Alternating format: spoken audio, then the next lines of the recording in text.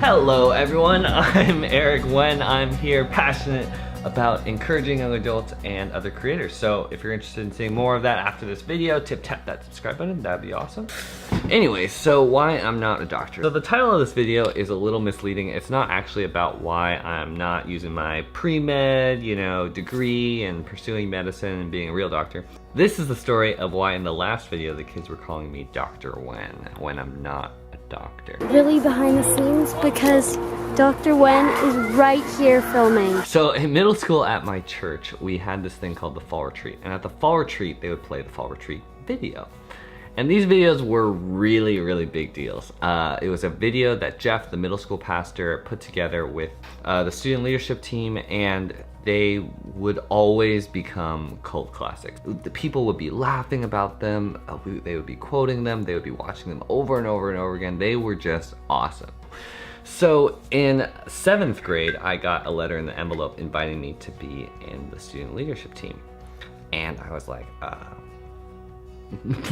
leader, that's pretty questionable. When I say I was small and shy and awkward, I don't think you guys get it. This is a picture of Jen, who, and now he's probably about this tall. This is how tall I was. This is what I looked like. That was me. I was a very, very, very small, very shy, very introverted, very in my head little kid. The staff didn't really choose me to be on the student leadership team because I was leading the charge or anything. It wasn't because I was the coolest kid around. It was actually because they decided that I was cool and valuable, and they really wanted to put in a lot of time and effort and energy into pulling me out of my shell.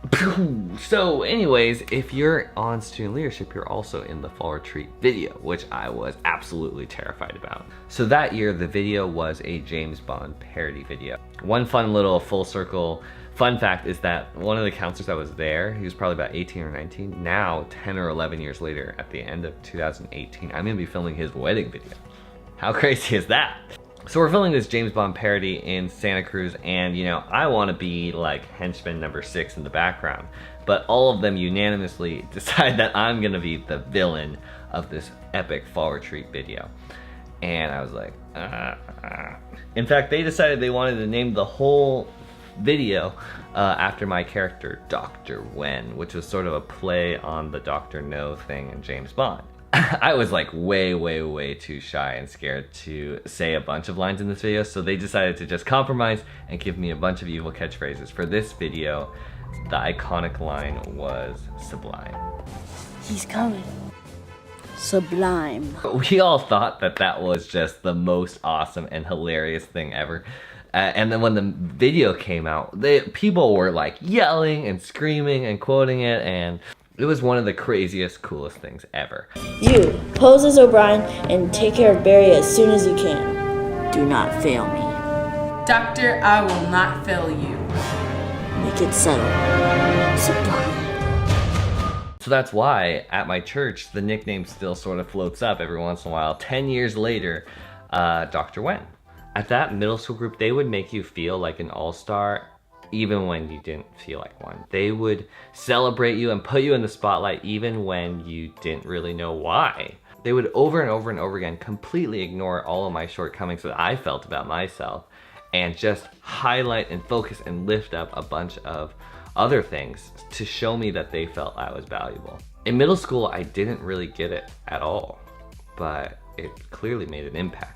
A lot of you guys on my last video talked about how I was inspiring a new generation of filmmakers and how I made an impact and it was super meaningful to them. And I honestly never really thought about it that way because I don't really know, it could have been inspiring for them. It could have, caught their attention from a filmmaking thing, or it could have just been another fun thing they were doing at camp. I really don't know. But from thinking about it more, what I do know is that when we treat other people the way that my middle school group treated me as a kid, when I felt insecure and shy and that I didn't fit in or that I wasn't good enough, that makes a difference. When we use our words and actions to highlight and celebrate the value that we see in other people like that really stirs up some impact. This is 10 years later. People remember how you make them feel.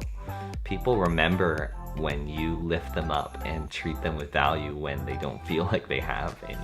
You guys can make that impact today, tomorrow, and for the rest of your guys' lives. We use our time and speech and energy in so many different ways, but I hope that today you guys can use it to remember, to acknowledge, to empower, to lift up someone who doesn't really fit in or who feels like they're not enough. Don't like do it for yourself or fake it. Like when you find that person, when you realize you need to step up to the plate, just pause and think about all that you see in that person, their value, their dignity, like how unique they are, and just speak truth. They'll remember that. Thank you guys so much for listening. I'm Eric Wynn. I'll see you guys next Thursday. Peace. Listen to the podcast. It's freaking awesome. Go on Anchor, which is an app that I didn't know anything about before we started doing this, and anchor.fm/The Pitter Patter Podcast with Eric and Jed. What's up, y'all? Let's do it. I don't know, for our listeners who are not acquainted with my physical appearance or Eric's appearance, Eric is an Asian man. So, in a slightly racist moment, I asked if his celebration was equal to my celebration of the 4th of July, which I recognize is a little racist.